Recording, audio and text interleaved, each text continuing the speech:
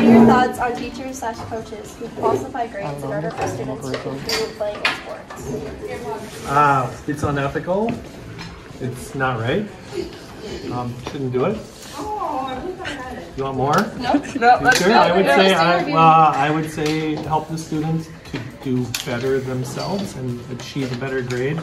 Falsifying a grade, that's a joke. Yeah, that's what we're here for academics and for people to learn, and sports are great, but that's not the reason why we're here. Yeah. Okay.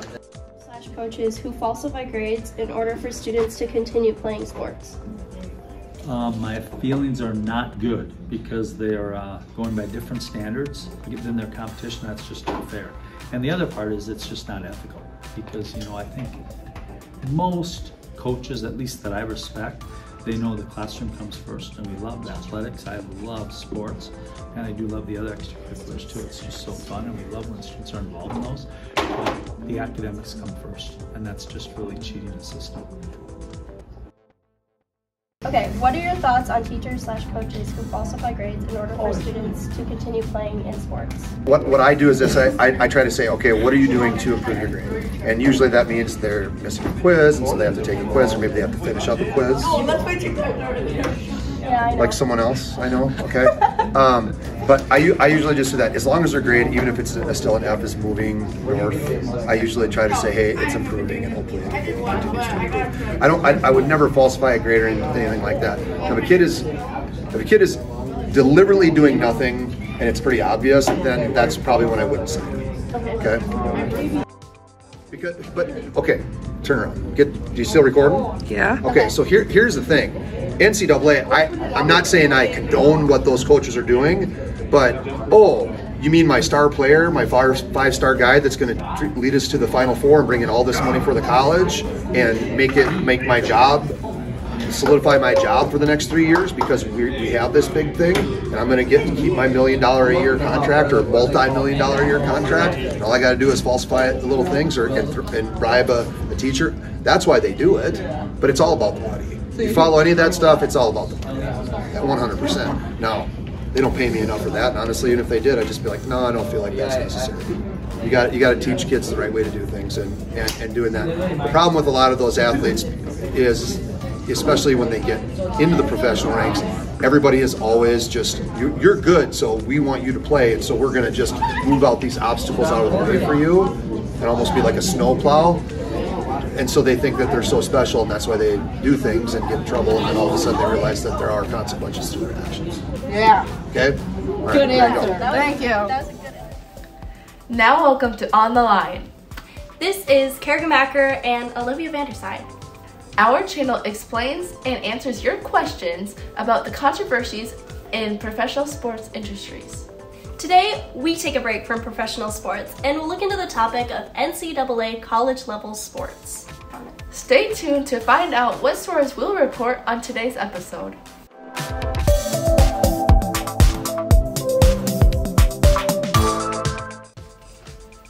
Our first story involves the UNC's investigation into athletes taking fake classes, but first, here's a little background. According to UNC.edu, the University of North Carolina was the first public university in the nation. In 1789, William Richardson Davie wrote the act that established the university.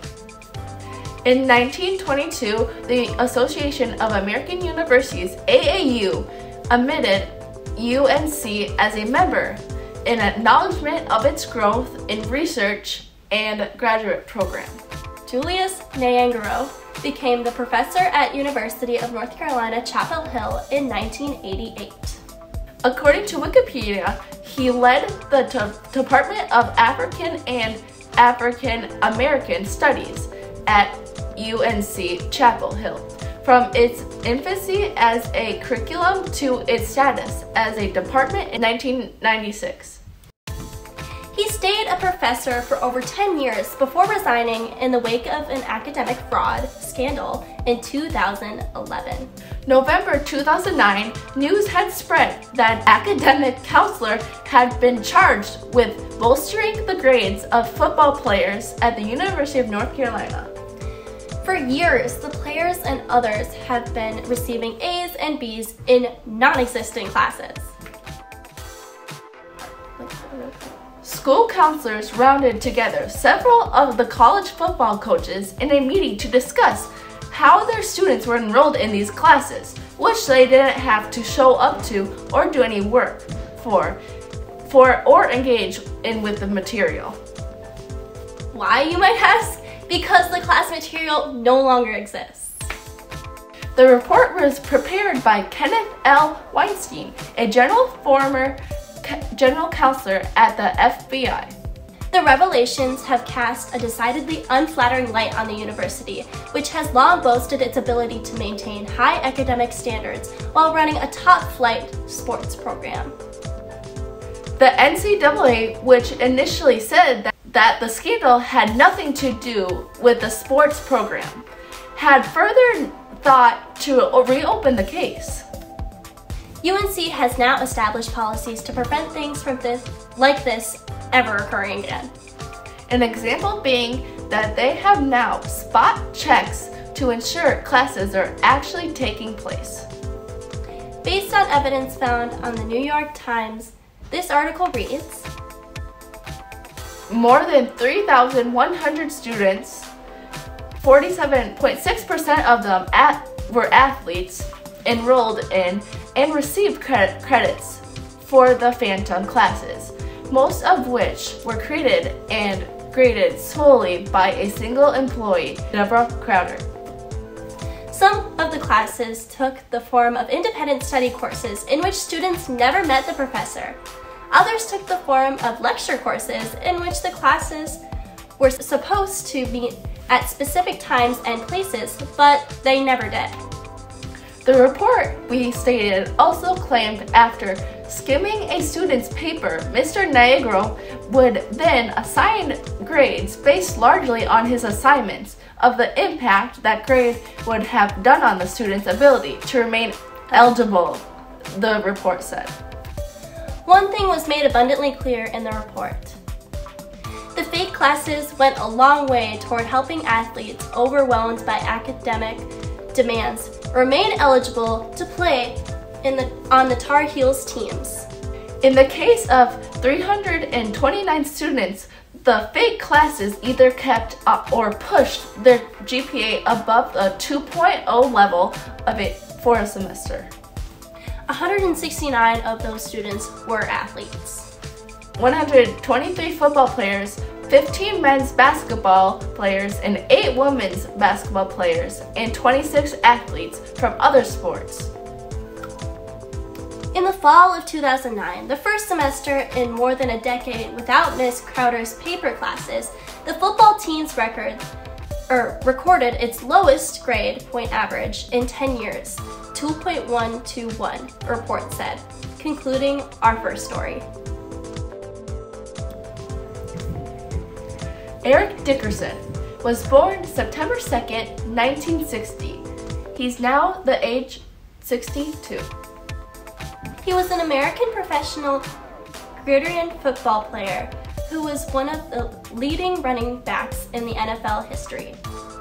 Dickerson played football at Southern University Park, Texas, where he and Craig James formed a stellar brook field that was dubbed the Pony Express after the SMU's Mustang mascot.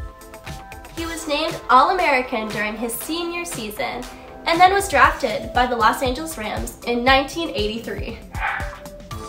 John Lombardi, former president of the University of Florida, he prescribed the so-called death penalty levied upon Southern Methodist University in 1987 after the NCAA determined that the school has been paying several of their football players. On February 25th of 1987, NCAA suspended the Southern Methodist University football program for the 1987 season, reporting that they had violated several rules and regulations. Say several rules and regulations again. They had violated several rules and regulations.